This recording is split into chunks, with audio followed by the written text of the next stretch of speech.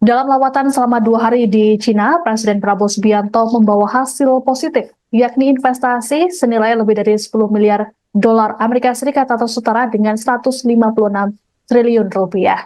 Investasi bernilai fantastis ini diperoleh Presiden Prabowo saat pertemuan dengan Perdana Menteri Cina Li Qiang di Great Hall of the People Beijing pada Sabtu 9 November.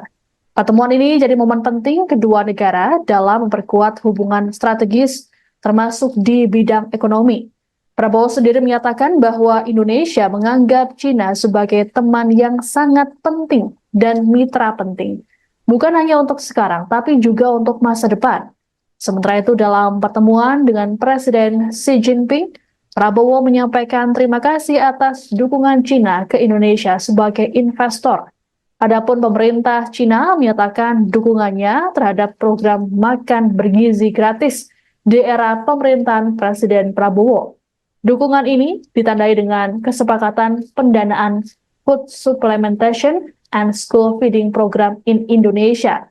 Selain pendanaan, ada 7 MOU yang turut ditandatangani di kesempatan yang sama. Di antaranya, nota kesepahaman tentang kerja sama, penilaian kesesuaian, protokol persyaratan fitosanitari untuk ekspor buah kelapa segar dari Indonesia ke Cina. Prabowo juga menyampaikan bahwa Indonesia dan Cina perlu mengambil langkah-langkah peningkatan kerjasama di bidang pendidikan. Dalam bidang pendidikan, Prabowo mengharapkan adanya peningkatan jumlah pertukaran pelajar baik Indonesia ke Cina atau sebaliknya.